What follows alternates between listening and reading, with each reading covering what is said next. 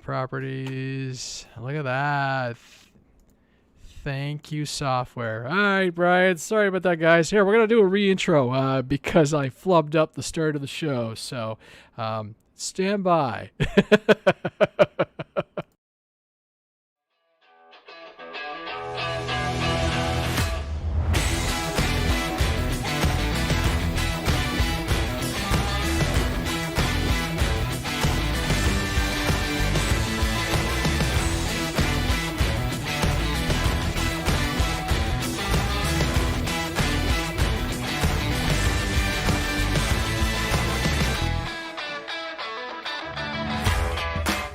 Oh, that's so much better. Yeah, I guess the software that I used to do the live stream updated itself, and things would work before, and of course they don't want to work afterwards. So, enough. Let's get into the show. I'm Andre Russo, and you are watching and listening to the RC After Hours podcast number 88. And yes, it has been a while, and as I was saying at the beginning when my microphone wasn't working, that's 2021. Unfortunately, and that's just how this year is cooked out for me and a lot of people. But there's some positivity around the corner, and today's episode, this afternoon's episode, this episode, number 88, is about prepping for FliteFest 2021. And there's some lucky folks. I am supremely jealous. But I thought I'd call up my guest today, and this is Mr. Joshua Orchard. We've had him on the show before. It's actually been over a year. So that was my bad, because we were supposed to follow up on some of your liquid or wet flying experiences. So, yeah, it's... Hi, Joshua. How you doing, buddy? I'm good. How are you? Not too bad. There we go. Good. His audio worked. I wasn't sure. I had a moment of fear.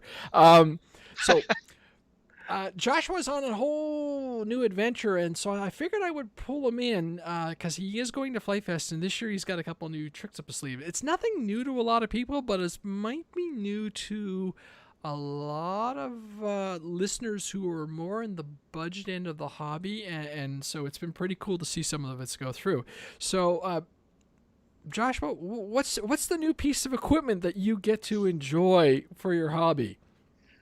Well, first, thanks for having me on. I was excited to come in and talk with you again. I miss you. Miss you like a brother. Seriously, it's. Thanks, I look forward to seeing you again. But so my new toy is a 5-foot by 8-foot enclosed trailer. Yes. And it sounds so trivial, but it is a life changer, isn't it? It is a hobby changer. Yeah, no, you're absolutely right. Like there's a sense of independence and self-sufficiency when you go to an event that it's kind of a liberating experience. I mean, not to say that, getting out of the house and going and doing things at an event isn't liberating enough, but, being able to have a place that you can call like your home base and take more or less an extension of your own home or even your workshop and bring it along with you. It helps things to go a little bit more smoothly. In my experience so far, again, I'm pretty new with it.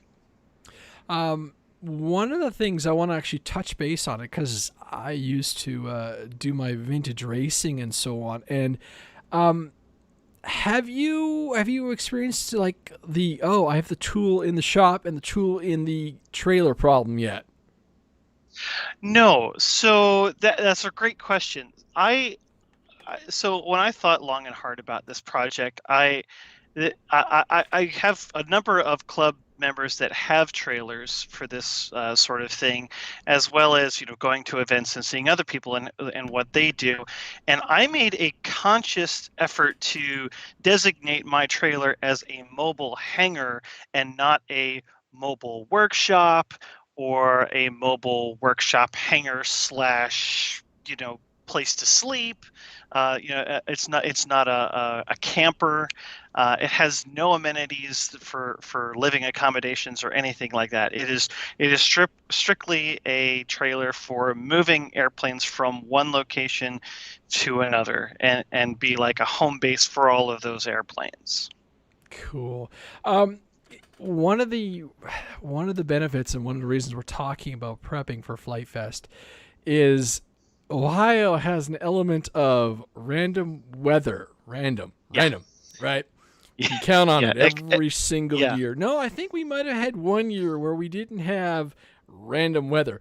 But is this going to be your new advantage where, you can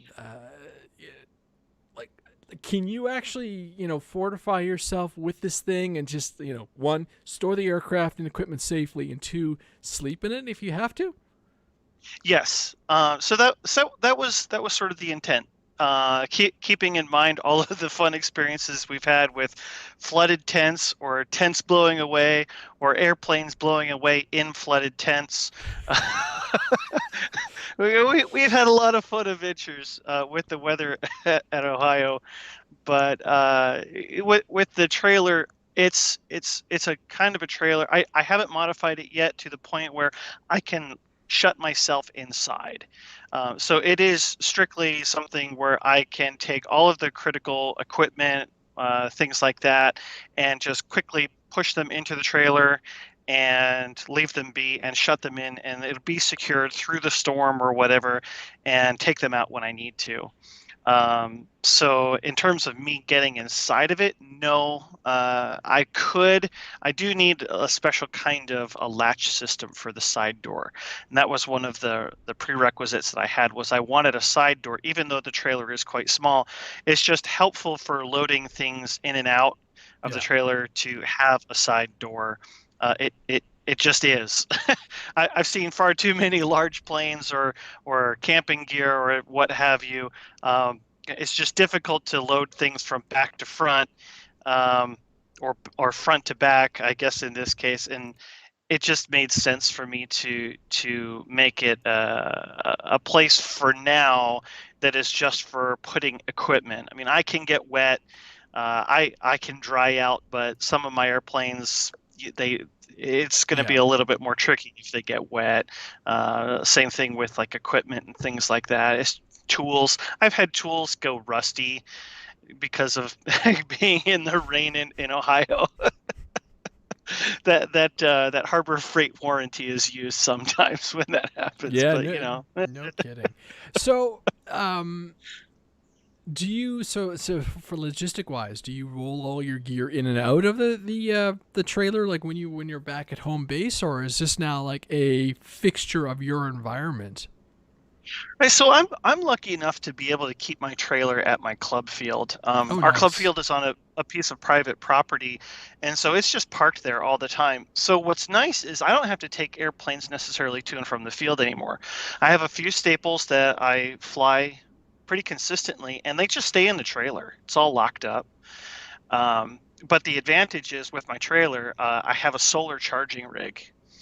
So with the solar on the roof and the battery inside, I never have to worry about charging anything. And the reason I decided to go with that is that the cost of the solar system was about the same as a gas generator, but I don't have to buy the gas. I don't have to buy a gas can. I don't have to worry about a gas can tipping over. I don't have to worry about a generator sliding around and crushing a model inside the trailer. I don't have to worry about oil changes. I don't have to worry about noise or curfew. Yeah, all of these things that I don't even have to worry about. And I took the trailer on a test drive to Edgewater for Memorial Day weekend, and I had 4 guys, me included in that, and we were charging packs and flying all day long. And it was a cloudy day, and we didn't get that battery below 83%. Yeah, it was pretty great. So that's just one battery.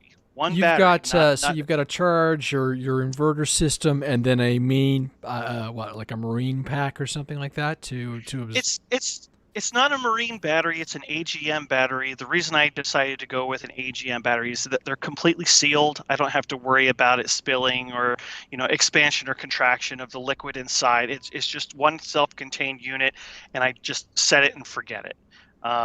It's you have to be a little bit more careful about discharging it too low, but Yeah. again, for the most part, I'm not anticipating this going below 30% in any given one day. Especially since I'm not like running any major appliances like a fan or an air conditioner or anything like that, Yeah, But yeah, and at that point you can probably look into separate systems, but this is just your operational. sure, Yeah, sure, yeah. Yeah, so like in terms of the home base, like that's why I don't have any tools or anything in it because it's not meant to be a workshop. gotcha. So if I have to do repairs, I'm doing repairs at home in my workshop.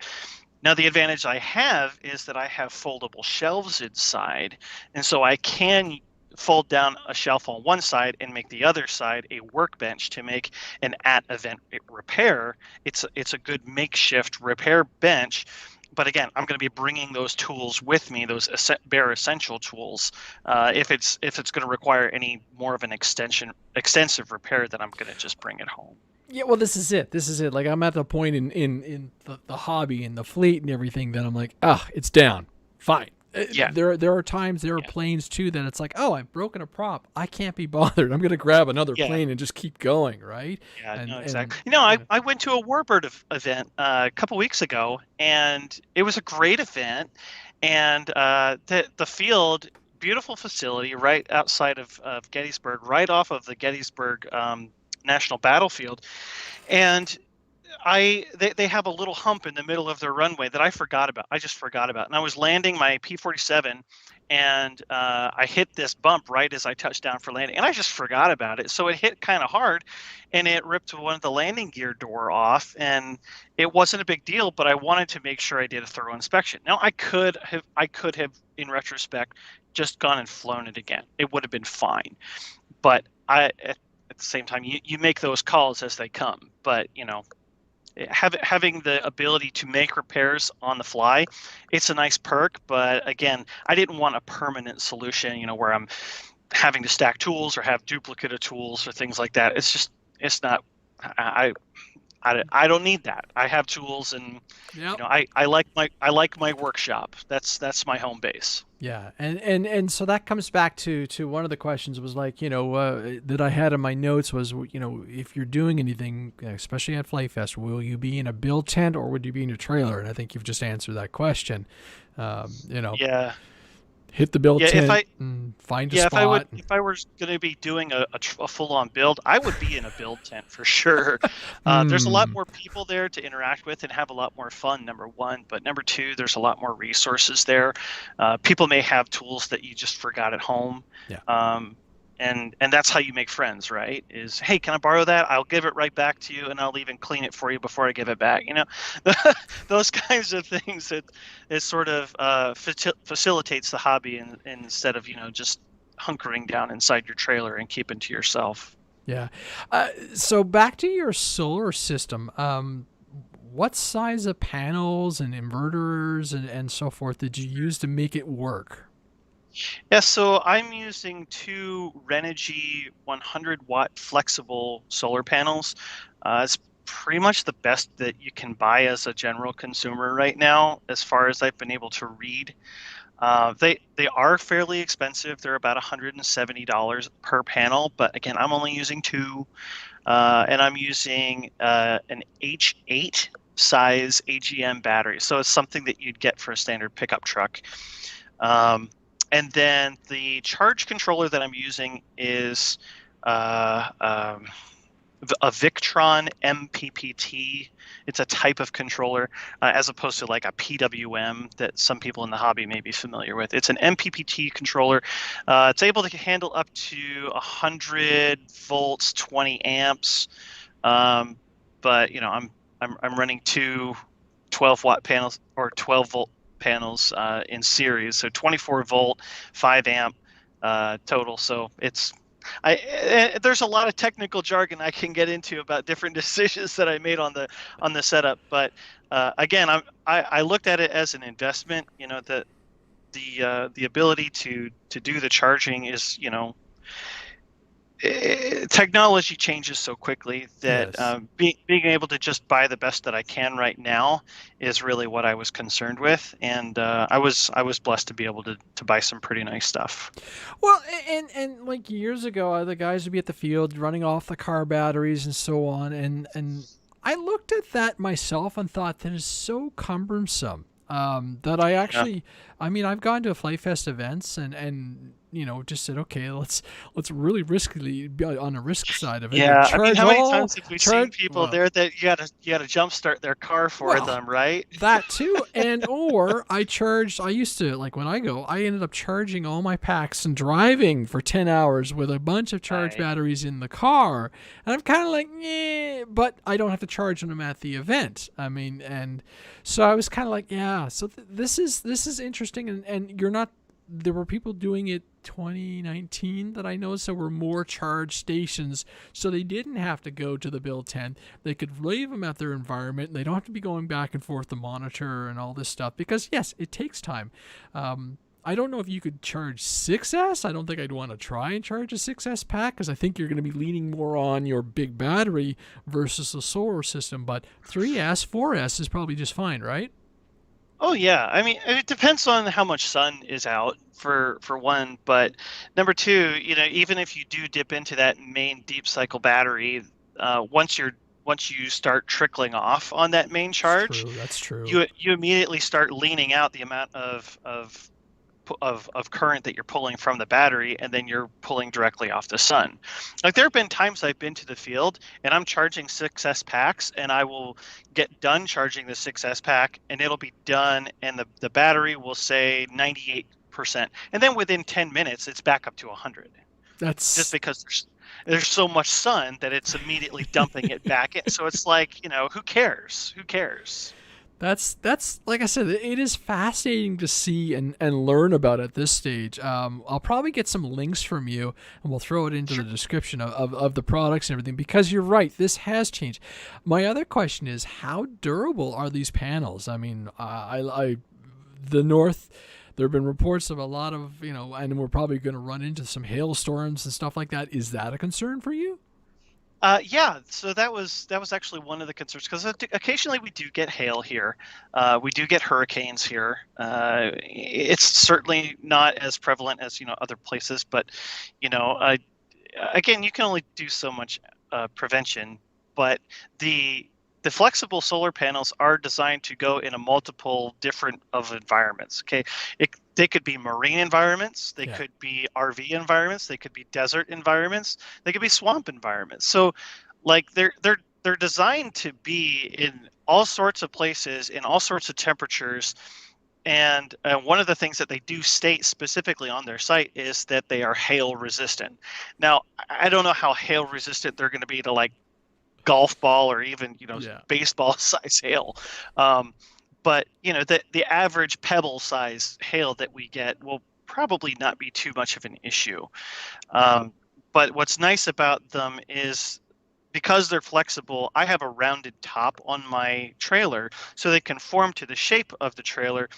But because of the specific coating that it has, the light doesn't have to be fully optimized at the right angle, right? So that I don't have to have like some sort of special trellis that angles up or tracks the sun or anything. You know, I don't have to mess with any of that. I just stick them to the top of the trailer and play, and that's exactly what I wanted. Exact zero maintenance So on they're not this. fixed. They're temporary. You put them up when you do get to your environment. No, they are fixed. They are Oh, okay. fixed. Okay. Yeah, they're stuck up there. Now, the flat panels are a little bit more, the rigid panels are a little bit more sensitive to that kind of thing, just because they don't have the same coating on the outside. But you know, that's sort of the trade-off. That's one of the things that you're paying for as part of these flexible panels. Very cool. Very cool. So you've been keeping your stats then, like, and you've mentioned just, you know, Yeah. being able to do 6S and everything, like, so What kind of is FliteFest Ohio going to be your torture run for this thing? Is this your ambition to try it and just keep hammering away at it? My ambition is anybody who wants to charge a pack off of my trailer is welcome to come charge a pack off my trailer. So any time of the day, seriously, day or night, I come charge something off my trailer. I really want to push it. I want to see how far I can go with it, how comfortable I feel with it. I mean, as far as I'm concerned, I don't even care about the battery because I've got a 4-year warranty on the battery from Walmart. So if I kill the battery, I just walk in with my receipt and I get a new battery. So nice.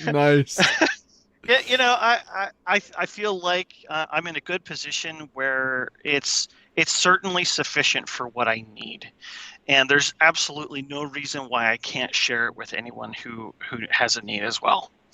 So come on by, have a charge, and if we blow something up, it'll be fun. I have a fire extinguisher inside, so we're good. Yeah, there you go. I was going to say, I guess you'll need some like what Venom did when they were there that one year, some tags, Put your name on your battery, folks. Yeah. I purchased a separate charger. I've got one of the new ISDT P20 chargers. It's a fantastically dead simple charger to operate, as well as my old Turnigy reactor. So the reactor's got that pretty familiar interface that most of us are used to if you've been in the hobby for quite some time. The ISDT it's so easy. It's so easy to operate. So it's not a touch screen or anything like that, but you only need 3 buttons to operate it. That's how easy it is. Nice. The power coming off the module, you can, and the battery, you said you were doing 24, but can you jump that down to 12 or 16 depending on, or do you run a separate power supply to buffer? Yeah, so that's part of the charge controller. So the panels are wired through the charge controller, and then the charge controller regulates the amount of voltage and current going back into the battery. Mm-hmm. And then I run my chargers directly off the battery. Okay. So, but that's 12 volts. Duh. Yeah, that answers that question. So you couldn't theoretically run a higher a 16 volts to push. If you wanted more wattage through, but you're not going to see the advantage, are you, based on how much you're able to pull from that deep cycle? Gotcha. Yeah, not necessarily. You're really going to be restricted more from the amount of current you can pull through your wiring, because we are talking some pretty short lengths of wiring. We're at less than 4 feet of wire, so unless you can pull like 50 amps, which some charging systems can. As it is, each one of my individual chargers on their own can pull a maximum of 40 amps. So 80 amps, that's pushing it. But again, how often are you going to be pulling 20 amps on 4 batteries at the same time? Not very often. No, that's pretty crazy. Actually, I'm reading some of the questions popping up on the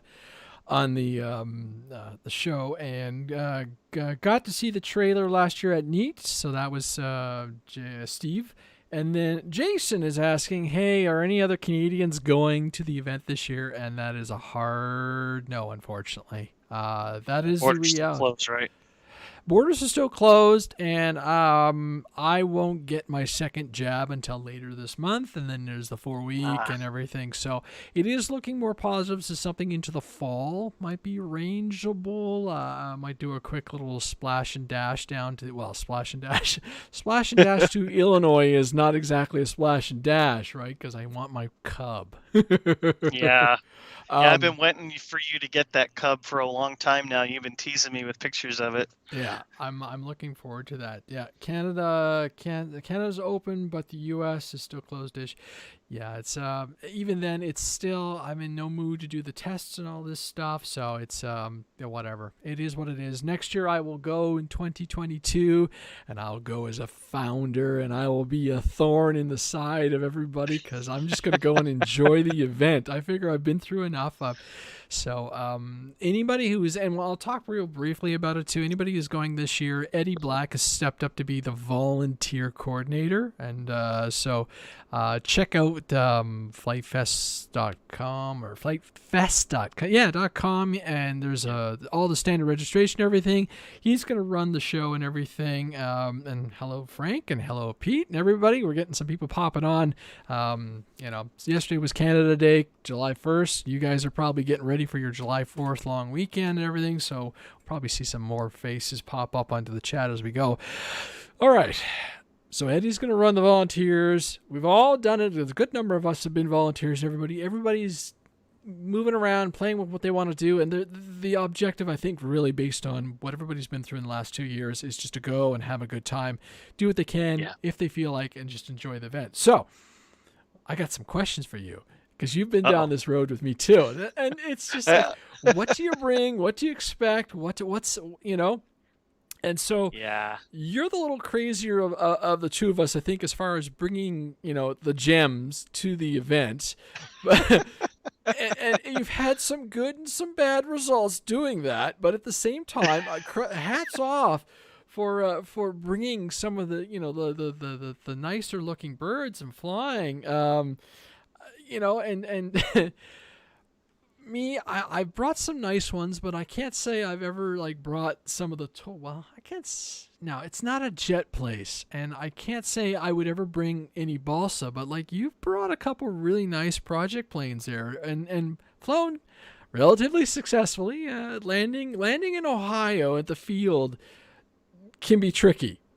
Yeah. We'll just say it can be tricky. There's so much going on. And you were landing in a farm field, so we know how that goes. But so to someone who's experienced, what do you say? And then someone who's new, what do you say? To someone who's experienced, I would say bring something familiar. Bring something that you know how to fly really, really well. That you know how to be the responsible pilot and set a good example, because a lot of the people that attend FliteFest they're just not really experienced pilots, and being the one who is able to respond to a situation and get out of dodge or get out of the way of someone else who's maybe not as experienced, you have to be that adult in quite a few circumstances. It's not that it takes away from the fun of the event. It's just it's the reality of the situation. You have the opportunity to help other people out in that way and being that good example. And so take something that you know really well and can facilitate that. To someone who's new, take something familiar. I do not recommend FliteFest as the place to do maiden flights. I really don't. So there are two schools of thought on that, and the first one is that, what are you talking about? FliteFest is the best place to do a maiden flight because you don't know what's going to happen, and it's going to be catastrophic, and everybody's going to love you for it. Right? Been there, done that. Yeah. Yep. Yeah. But at the same time, we've had those same situations where people have gone to do maiden flights that have not ended well. We've had airplanes that lose signal, or something comes loose, or they lose control of the airplane, and it goes back way behind the flight line, way behind tent lines, on the opposite side of the 50 by 100 foot build tents. So again, it's keep yourself realistic about some things, and be mindful that you're likely to have things break. So be attached to the experience, not to the airplane. And we see it every year where there's I love the builds, but some of the sketchiest builds, you feel your heart rate going. I'm like, listen, guys, that plane probably doesn't want to be powered by that tiny little battery pack, and we know what's going to happen. And every year, well, and even the overpowered ones too. You look at it, and they're so ridiculously overpowered that they're sketchy in their own right too. Pete, I still have some PTSD as a result of all the air horns. Yes, yeah. Yeah. And what crushes me the most about talking about this is going to be the very first FliteFest that I will miss. I have been to every single one of them. Been very fortunate to be flown across the U.S. multiple times to enjoy these events. But yes, the some of the flights, some of the combats and everything, some of the sketchy ones, I would just stand there and go, my goodness. Yeah, Yeah. I mean, I myself have been hit by an airplane that's out of control, and Ditto. I wasn't even on duty. I was walking along the flight line with Patrick. I think we were going to get French fries, and it's like, okay, I understand the PTSD from the air horns. I really do, Pete. But man, seriously, there's a reason why we have them, because you've got to have your head on a swivel. Yeah. That's just the nature of this event. Yeah, I've been tagged by planes during combat and stuff like that. There's skid marks on my car from years past. Touch and goes off the roof of my car, and I'm like, really? Come on! But no, I mean, we talk a lot. Generally, though, we've got a pretty high rate of success, pretty low, pretty low digit loss ratio. There've been a few. I've patched a few fingers up in my time and everything. Well, even some things are out of our control too. Yeah. Like, do you remember that one night radian at FliteFest, Texas? There was an owl. We believe it was an owl that attacked a night radian, and it ripped the fuselage in half. And the front half of the fuselage with the motor and the battery landed like 4 feet from me, and the rest of the airplane landed like way out in the field. It was the craziest thing. There are some of the most uncontrollable circumstances at FliteFest events. So generally, to summarize what plane to bring, there are actually two other points too. Bring something when you're flying. Bring something that's got a decent battery life, because you don't want don't fly an EDF at FliteFest. It just doesn't make sense, because it's like, I need to land after 3 minutes, and you may not be able to, you may be having to orbit until you have an opening. So something with a little bit of battery life. Don't be on the or back your timer off. Okay. 4 minutes, I know I've got 6 in the tank, so I can orbit for 2 minutes, because the average age of the pilots is like 10. So you legitimately have people landing airplanes, going out in the field and everything. And if you've got something large and you don't have particularly non-belly landers, where you've got to come down on that piece of textile, Pete saying, I'm bringing EDFs to FliteFest. Of course you are, Pete. That textile. I love the idea of it. I've done some fun little landings on it, but let's face it, you're trying to land on a piece of black surface that's been rolled over top of a farm field, and it's undulating. It's I think undulating is the word you want to use. So I don't know. I don't remember how many props you've snapped on that darn thing, but it works. But like I said, you got to be prepared to say, "Oh, I got to abort this landing just for safety reasons," because I've flown off that textile runway so many times now that I have to remind myself, okay, what's it like flying off it? And one of the funny things about it is that we stretch it really tight, and it looks really great for these small models. But like when I've had it out there with my big P6E Hawk, the biplane with okay, so it's a 14-pound airplane, but it's got wheel pants. And so because it's so heavy, it sinks into the textile runway, and the wheel pants rub on the textile, so I get all of this drag. So when I land, it kind of wants to nose over a little bit, so I have to be really careful on the takeoff and landing because of those characteristics. Again, you're literally flying in the middle of nowhere in Ohio. You have to be ready for that. And then the other thing with the textile is, depending on the tire compound, it can be a little slick. Especially if you've got the harder plastic tires, and you come in, and I hate to say it, but it never seems to fail that the crosswind is going into the flight line. You know what I mean? So you're coming in, and if you got something big, you're on that rudder trying to control it, and as soon as you touch down, it's like landing on ice, and the planes go everywhere. So yeah, especially if you're covering the bottom of the airplane with packing tape or something, it's slick. You will slide a lot longer than you think you will. I guarantee it. Yeah. So it's but still, that's it. It is fun. So yeah, I mean, planes creations, but heck, I've even had Radians come back with like bites out of them from flying up there. So, it happens. We're talking about the build tent, but the build tent experience is unique, I'd say, to FliteFest. I've never seen that kind of environment. It can be amazing. It can also be overwhelming, I think, to a lot of new beginning. I've seen a lot of parents like, oh my goodness, right? Because it's just like this.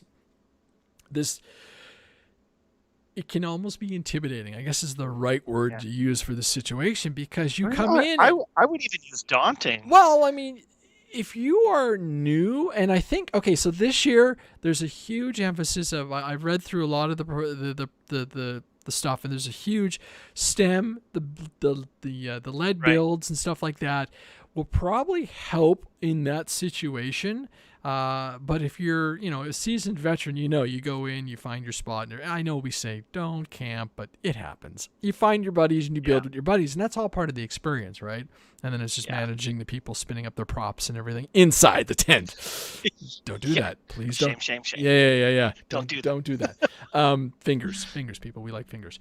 Or tangled hair. Seen that too. Yeah, don't have to worry about that. There are ladies at this event, okay? That's the other thing. There are ladies there that things will get tangled in hair, and you have to be sympathetic for it. It's a real thing. But I've only ever built one airplane at FliteFest. I've done maintenance, but usually it was just at the, we set up our little compound, the FliteFest cruise, and we do whatever quick little maintenance there, because my flying was so sporadic. Like I said, I'm really looking forward to 2022, because I think I'm just going to be this annoying pain in the butt pilot and break all the rules. I'll break all the rules. Spotter, who needs a spotter? Oh, no. But would you spend? Oh no, that's a silly question for Joshua Orchard, because I remember the you know the answer to that question. I already know the question you're gonna ask. Did anybody feed Joshua today? Has Joshua had any food? Because there was one year that you built the Sikorsky, right? There was the Sikorsky build at the event. So yes, the answer to that question, Joshua is a huge supporter and proponent of the build tent experience. Go in, build something amazing. Absolutely. But the delta on that, and I think you even figured that one out, is you forgot to experience the rest of the event. Yeah. So it's it's definitely a trade-off. Yeah. It's funny that you mentioned that, because that's definitely one of the things you have to decide what you're willing to trade off for, because there is absolutely no way to experience everything at FliteFest. And that's a good thing, because that's what makes you want to come back for more the next year. And it's certainly the experience that you make of it. Now, 2015, when I built the Sikorsky, that was a phenomenal experience. I was so tired, and it was so wet. And bless Asbjorn for feeding me. And I'll never forget the experience it was. And I still have the Sikorsky to this day and fly it, and it still flies amazing. And that's one of those memories that I have, but I'll never do it again. I'll never do it again, because I missed out on meeting some fantastic people for the first time. And I had to wait till the following year to meet those people that everybody was like, oh, did you meet this person? Like Eddie Black, our volunteer leader this year. I didn't meet Eddie until 2016. Yeah.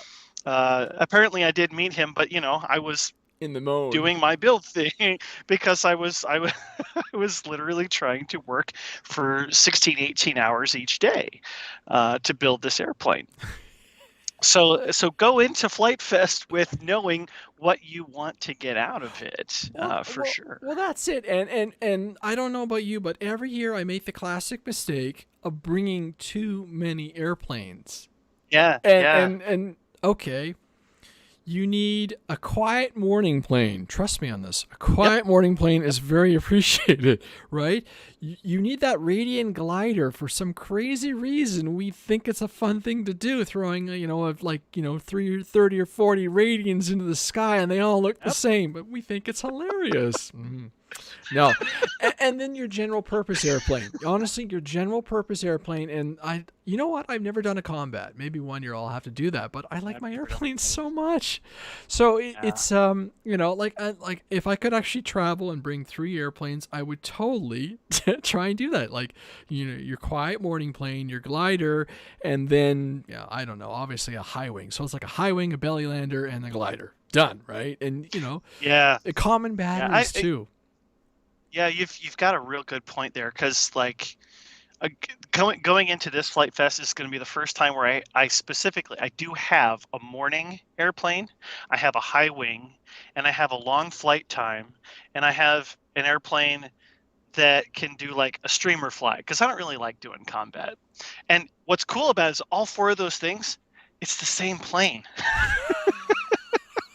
But is that risky?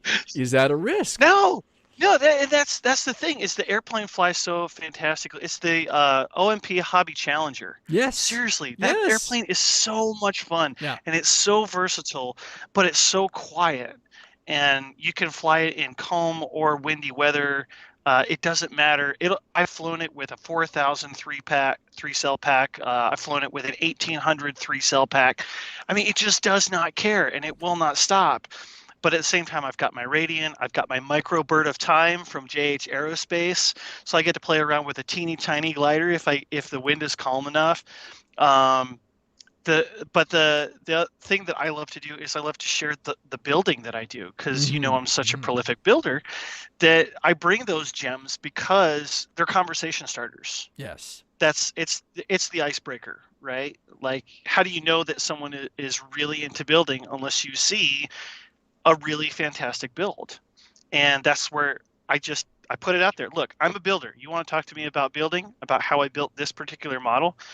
This is the invitation for you to come ask me and talk to me, because that's why I come to these events. I love talking shop with people and being able to establish those relationships and work with people like Steven Rozema.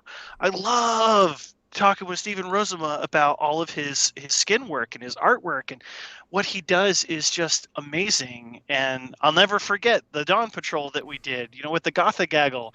Again, one of those amazing Flight Fest memories. Yeah. Again, because we start those conversations based off of our experiences. Yeah.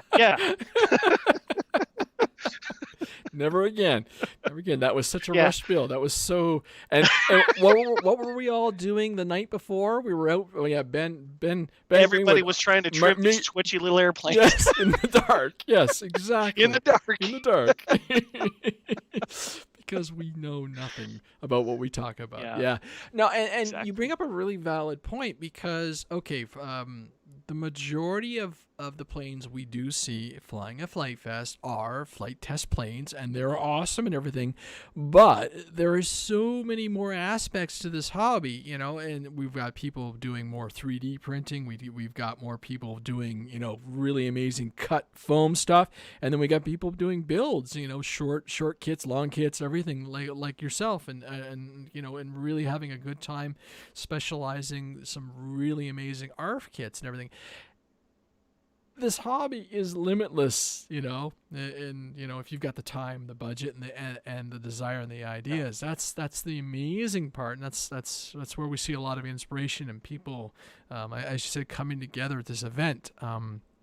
With all the same purpose, really, too. Just go flying and have fun. I miss that, too. I haven't been flying nearly enough. Got to fix that. No, you haven't. No, you haven't. I know. I know you do the rock crawler thing, too, and I know we see lots of ground craft there at Flight Fest now. More and more. Including some ground craft trying to tow aircraft, which has been interesting to watch. Well, some success, some not so success. Yeah. We got to get the scales right. Yeah, no, it's and then you know what? Those are also fun for the kids when later in the night too. We except when they're jumping stuff all over the place. Yeah. This is the safety side of me coming out. Sorry, it ruins everything that's fun.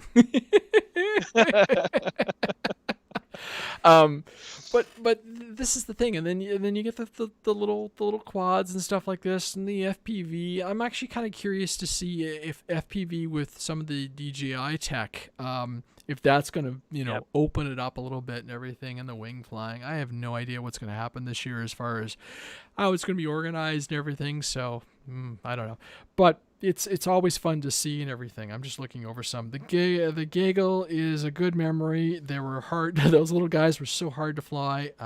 Mine is still hanging on the wall. That's from Frank, who's another friend of the podcast. So yeah, I think mine got a little too wet and I had to take it apart eventually because it just all kind of went. All of them got soaked. Oh, there she is. Yes. Yep. Yeah. Mine's still hanging on the wall too, Frank. The big one. The big one, yeah.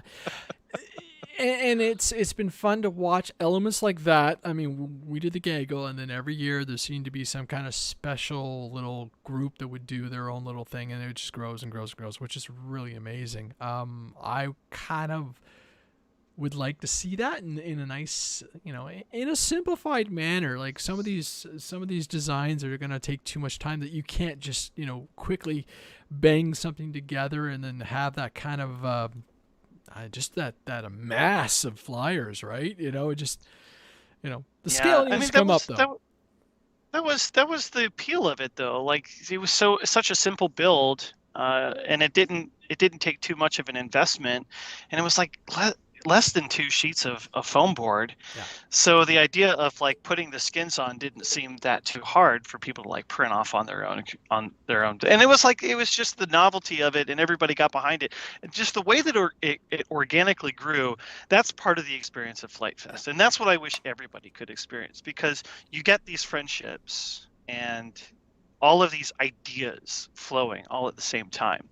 And you're able to capitalize on that because you all share this vision. You're like, wouldn't it be neat if? And then you go out and you do it. That's the beauty of this event, as well as many other events. The other events that I go to around my area, even when I went down to CEF past couple of years, didn't go this year. But, when you go to CEF, you always see some of the absolutely fantastic builds, some of the most beautiful airplanes I've ever seen in my life. And I just love going and talking with these people, getting it out of the sun into the shade. You need a drink of water, come on in, got a chair for you. Those kinds of situations. You share the common bond, but you make the friendships and the memories. And that's really what FliteFest is about. It's not about the planes. It's really, really not. No. It's a byproduct. The planes are a byproduct of it.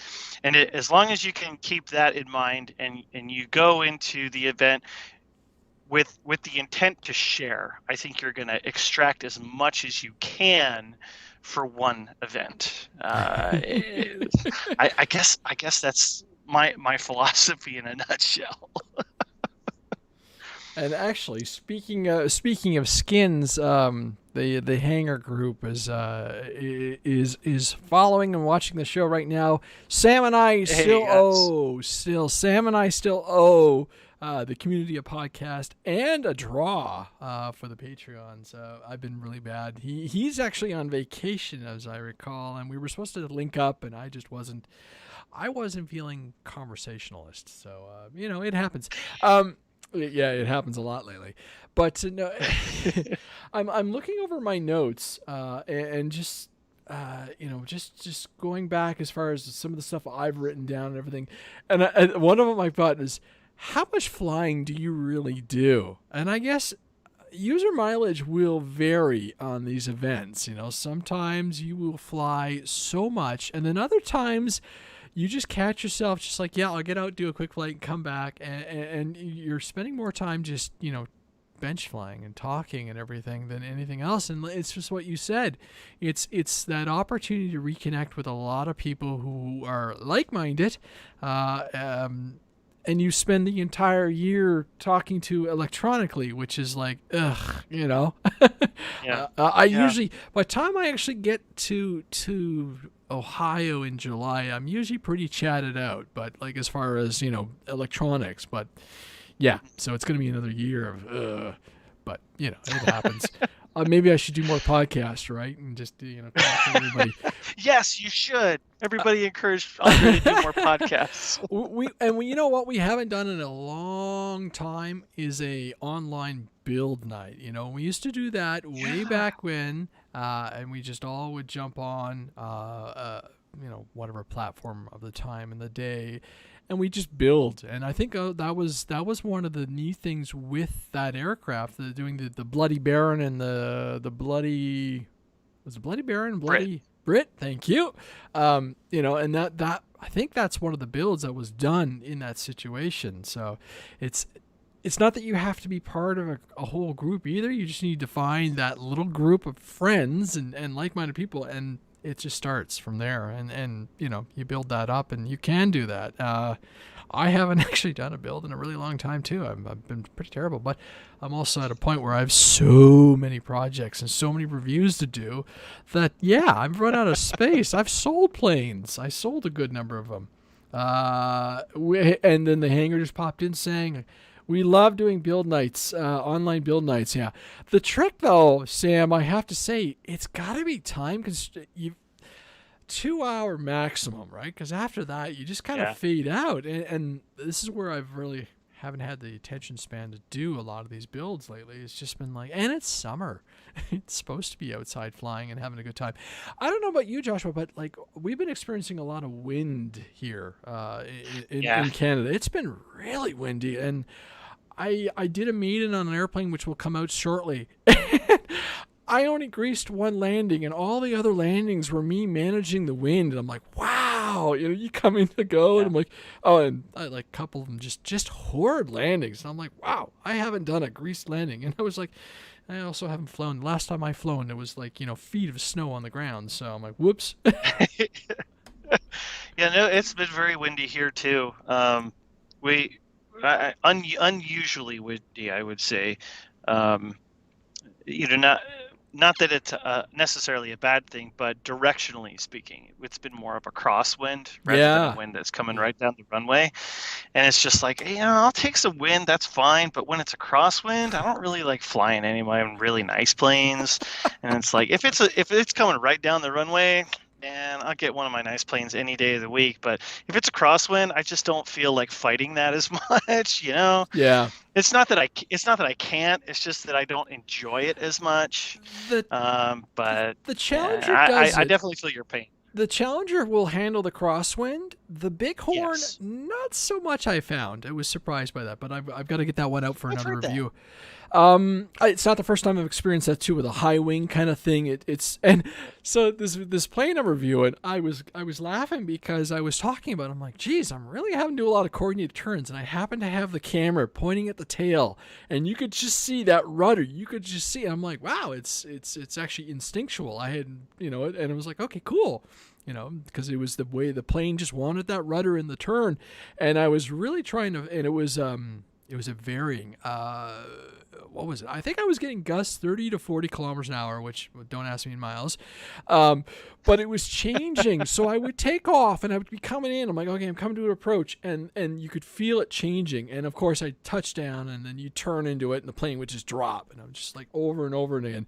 And after 4 or 5 batteries, I was just I'm spent. The video is what it is. I'm done. For those Americans, 30 kilometers an hour is about 18.6 miles an hour. Yeah. So pretty good. Pretty good. It was manageable. I flew it on 3 and 4S, and it was manageable. The next day it spiked up to 50 and 60, and even the last couple of days have been really blustery. And then you get up in the morning and you look at the window, and it's okay, it's gray, it's windy, and I'm like, no, I'll go do something else. But that said, I managed to throw the little Renegade from Defiant Wings, and I've been slowly upgrading. This plane has been in the fleet for maybe a year now, I'd say, and I've been slowly upgrading the components from stuff I had to newer components. And last time I flew it outside, it was a dog, and I'm like, what's going on? It was too cold. The two S500 packs did not like the cold, even though they were in my jacket. As soon as they got exposed, so I take off, and I was really struggling with the power, and the battery just wasn't delivering enough. And so I flew this thing in the same wind, and there's a video on the YouTube channel. It was amazing. It was absolutely amazing. I was doing flat spins and rolls, and I'm like, and if more people hadn't shown up, there was a soccer practice that showed up instantaneously after I took off. I was so ready to grab another camera, and put on my FPV goggles and just go with it. But still managed to have a good little flight with that thing, because it's just, that sub 250 gram. I know I kick on about that, but if you don't have a club and everything that you can get to easily, these planes they're just going to take off. The prevalence on them is just going to be amazing, but it's pretty cool. It's a good look. It's a good little airplane, and it's impressed me as it's come along and developed, and still staying just a hair under sub 250 grams. So yeah. But so going back to that question about flying at FliteFest, how much flying before I tagged you into that all important role in the last couple of years, but before that, how much flying did you get to do? On a good solid, 2017? Yeah, so 2017 is, let's see, that was the Corsair year, I think. Okay, yeah. I think. I can't, we've been to so many now. But like on a good day, like before I was the flight line coordinator at FliteFest, I was flying probably at most 6 times a day. And it was just sort of like spur of the moment kinds of things. Like, I had gotten to a point where there was nobody to talk to. I wasn't hungry. I didn't have to go to the bathroom. I wasn't tired, but I still needed something. It was like, well, I got nothing else to do. I may as well go fly.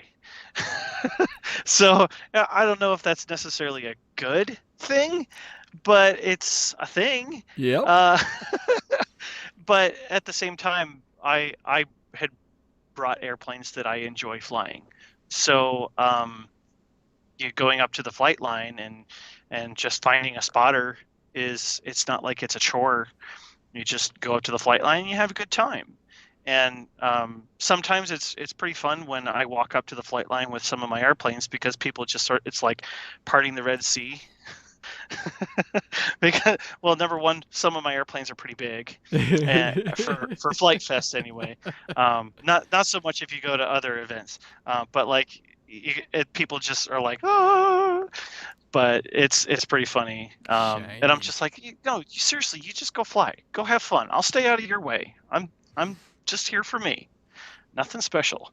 And the same with like Lane from Lane's Planes. He'd go out there with his CUDA and he'd be flying a $150, and at the same time he'd be like, yeah, just go fly. I got it.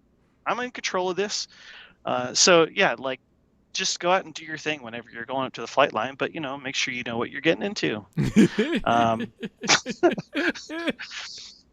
But like after I started volunteering as a flight line coordinator, I was on the flight line for 6 to 8 hours a day, and that's tiring. And at the end of the day, when I would finish my afternoon shift of being in the sun all afternoon, number one, I'm hungry. Number two, I'm thirsty. Number three, I'm sunburned. Number four, the last thing I want to do is fly. Yeah. I've been on my feet for so long. It's like, I don't want to fly anymore. The eyeballs are done. The stress level is like, it's not bad, but you're fatigued, and you're like, I flew. I remember one time the guys were like, they grabbed me. We're going to go fly. And it was myself, Sean, and Lewis. And we put up like the FT Simple Cup. And I was shocked. I was like, this is really not relaxing. Yeah. Landed. We're done. Yeah. Good. I flew. Check. Yeah. I mean, even when you had, there was some sort of toilet paper roll airplane that you built, if I recall. I can't remember. No. You had some sort of home built airplane that you're just A10, like the EDF yes! A10 with the Pringles cans. Yes, that's what it was. Pringles cans. And you were just like, I got to see if it flies. We were all just cheering for you because it had been a day. You were exhausted. Yeah. and you got it to fly. And like that's all that matters, And is then like I being there for pancaked your it on friends. landing, but that's FliteFest, right? It was really, Exactly. but it Exactly. flew. It flew. It was Yeah. underpowered. It was a pig, and but it still went up But it and was made some fun. noise. Yeah, well, this is it. This is it. This is it. And I come back to anybody who's experienced this will come out of it with some pretty amazing memories, and maybe some wet socks. It happens. Yeah. Bring extra socks. I promise you, you will not Yeah. regret bringing extra socks. Seriously. Socks, rubber I'm boots. not even remotely being sarcastic. Bring extra socks. Just okay, you're going to be there for 4 days. Bring 8 pairs of socks. Just do it. Just Yep. don't even think about it. Don't even question me about it. Just do it. T-shirts. And you'll thank me for it later. T-shirts. Yeah, t-shirt. A ton of T-shirts. You sweat, and it's just Yeah.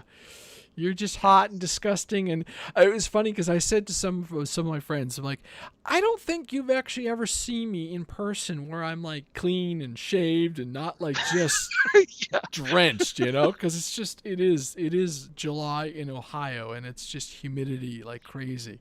But yeah, all right. Looking over my notes, and then okay. So what's new in the build file for you, Mr. Orchard? Like, what are you working on now that's new and exciting?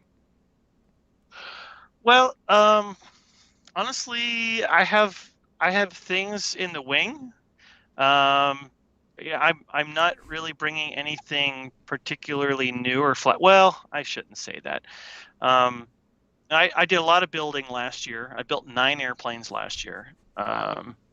So for those of you who know, my builds are not exactly flight test airplanes. They take a little bit longer than a couple of sheets of foam board to put together. But I'm going to bring my Fokker D6 because it's interesting. It's got interesting history. It's an interesting kit. It flies well, and I finally got the speed controller replaced, so it should fly more than 2.5 minutes. So I'm looking forward to that. You don't see too many World War I airplanes. Yes. And Love 'em. I think that's one of the reasons why I want to bring it, just so that people can enjoy that airplane. I feel like that's one of those airplanes that I think will be appreciated more than some of the others. But I'm bringing some other fun stuff like the smoothie that I built earlier this year. That was a Christmas gift from my wife, and it's from Balsa USA, Balsa airplane. But I took the contrail rotating motor from my Bugatti and put it on the front because why not? You asked. It makes, I mean, really, it's like I was looking at that motor and I was looking at that airplane and I'm like, this is a match made in heaven, and it is. It's a fun airplane to fly. So again, another one that I hope other people will enjoy. I've got the 13th Squadron SB2C Helldiver that I'm really excited to share with other people because those guys, Jack and Steve, they did such a fantastic job on that model. I love it. Love flying that airplane. Obviously the OMP Challenger. I'm going to bring my Seamaster in case we do have a monsoon. I'm going to be able to do a float fly right after the rain. It's going to be awesome. Yeah. And if we don't, I'll be able to skip it right off of the textile runway. Yeah. So that'll be fun. There you go. And be able to show people that yes, you can cover foam board with covering film. Nice. So again, another conversation piece about building. Yeah. I am planning to bring my big GB, my big red GB. Oh, cool. And from there, I'm still undecided, but I am putting together a yin yang. Okay. That's yes. my last. Yes. That's my last minute build for FliteFest. I feel like a lot of people, that get to this, 2 weeks before FliteFest. Just one more thing I got to bring to FliteFest. And that was one because I'm like, okay, well, Terry's planning to be there. Yeah. Okay, cool. I love seeing Terry, and Dan's going to be there. So Dan did the plans for the yin yang, and I love both of those guys. So I wanted to have an airplane that both of them could sign for me because I love both of them. But I just wanted to build an airplane that was my style, so it's much more permanent. Again, it's the regular film covering over top of foam, but I've done a hot wire cut wing.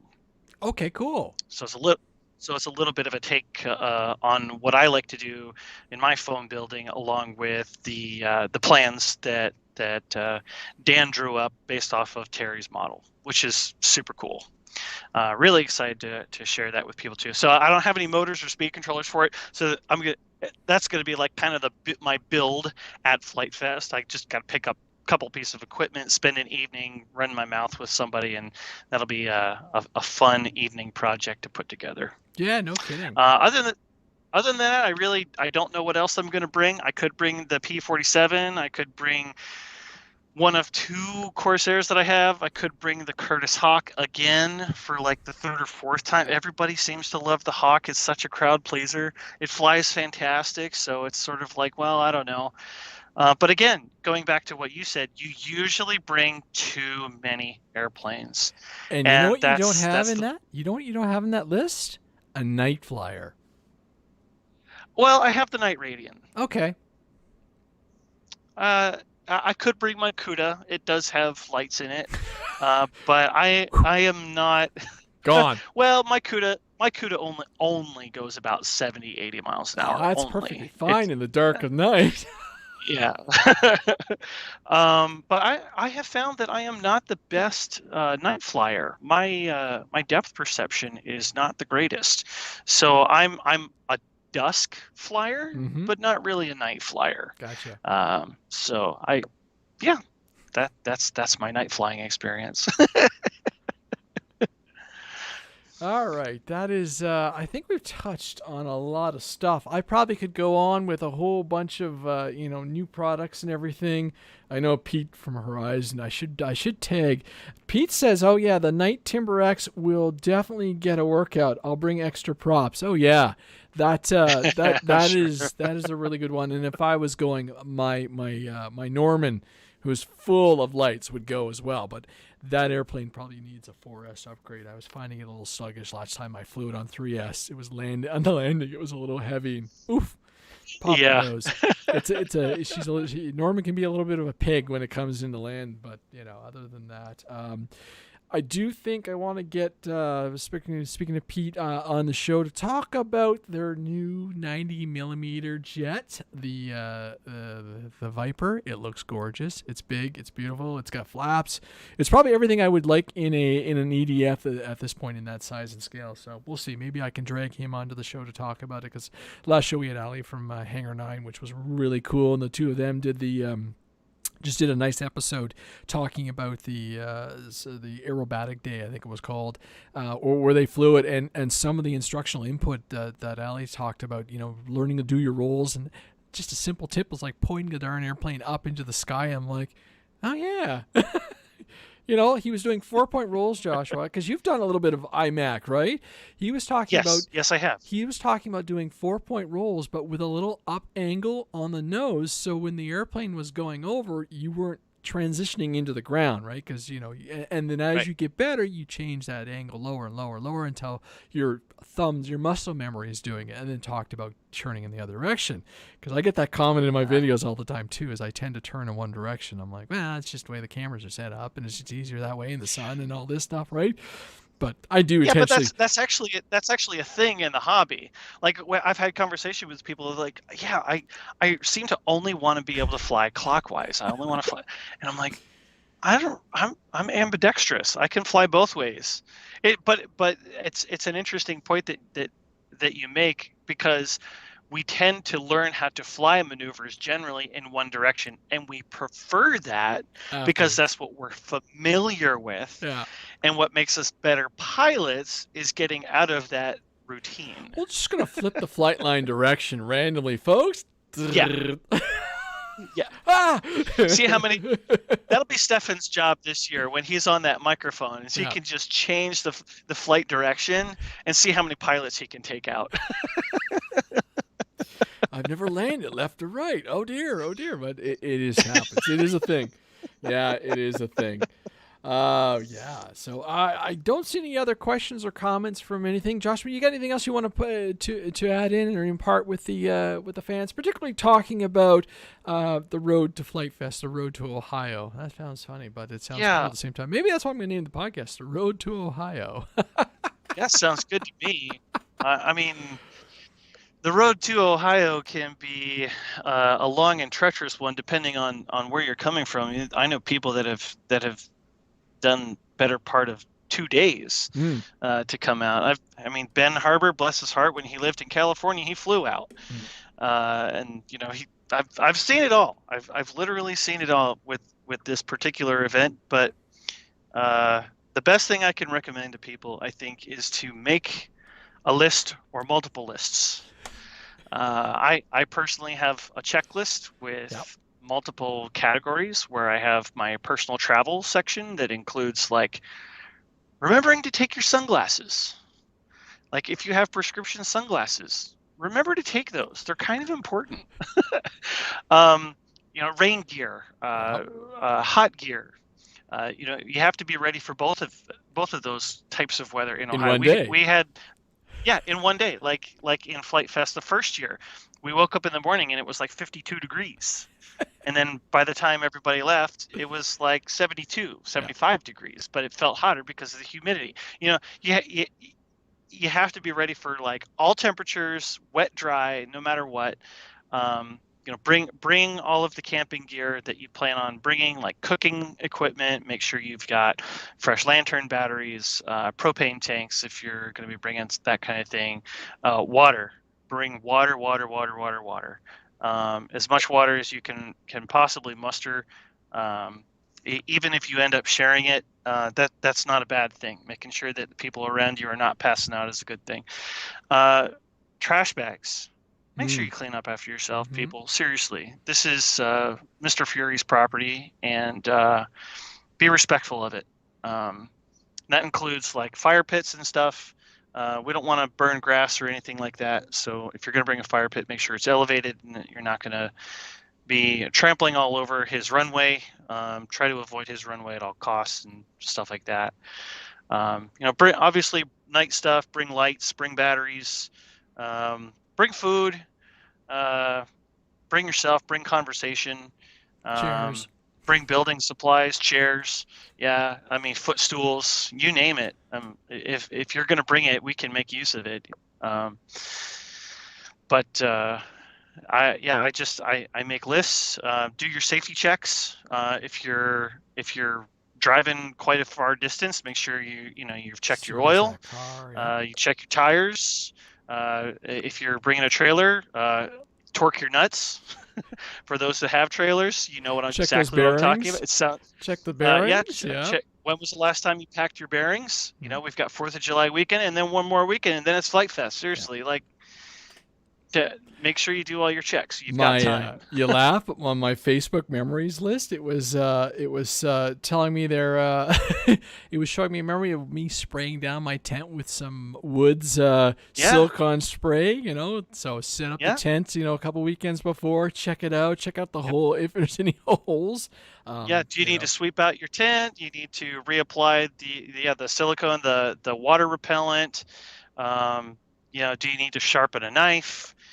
There's all sorts of things that go into preparing for an event like this. So take the time to do it right, and that way you will not have to worry about anything. And again, make a list. I'm telling you, like my family hates me because I have such a strong memory. Like I can remember all these crazy details about random facts that happened, 15, 20, 30 years ago. But like I can't remember people's names to save my life. So I make a list and I keep to that list, and then I refine that list. There's a reason why I keep it on Google Docs, because as I go to an event, I can just pull up my phone and be like, okay, I'm not waiting until I get back. I just make a note on it right then and there, and that way moving ahead.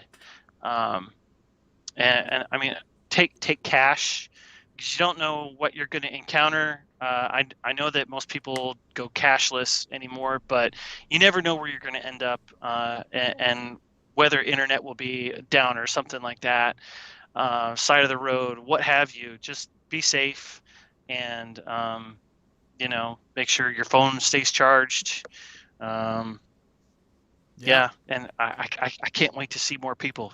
Yeah, it's gonna be great. You guys are gonna make me jealous, man. I full on admit, but I've been told by multiple people that I will be getting daily updates and everything, and the running joke was a telepresence. And I talked to Haas. Yeah. He's like, "Yeah, you need some pretty big tires. Get one of those off-road Segways, right?" Yeah. As much as you're going to be jealous, I think we will be just as disappointed that you're not there. We love you, Andre. We have grown in our friendship over the years of serving together at this event, and it's been super fun. And nothing but love, and we look forward to seeing you whenever you can.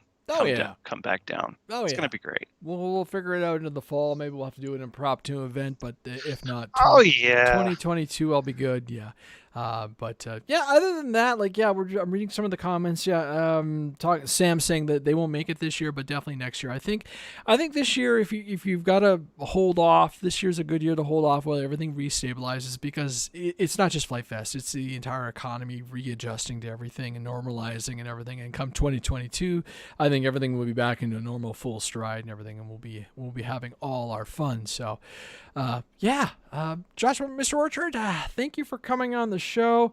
And it's my pleasure. It's good. I feel terrible that it's been taking this long for me to get a show going, but it happens. It's just the realm and everything. The next one, like I said, I'll try and get Pete on, talk about some of the new Hanger 9 stuff. I've got to get Sam on to talk about some of the stuff that they're doing over at the HangerRC group. That's Hanger with AR. It's a running joke. And keep going on. And then I think we'll probably have some kind of post, maybe get a couple of boys together, some of the friends together, and do a post-event show late July after the event, maybe early August kind of thing, and just to feel everything out, see how it goes. But there we go. We've managed to fill probably an hour of really solid content, and gives people something to listen to, hopefully before the event. And if you've, dive into the archives, the RC Afterhours archives. There's tons of pre-event shows where we talk about very similar stuff like that, and it would be, if you're looking for stuff to fill. I personally can't listen to a podcast while I drive. I find it really distracting, but you never know, eh? So, all right. I'm Andre. My guest today on the RC After Hours podcast with Joshua. We've been talking about the road to Ohio. Thank you for everybody for coming out. Thank you, Joshua. And that's the end of this show. Cue that extra music. Thank you for listening.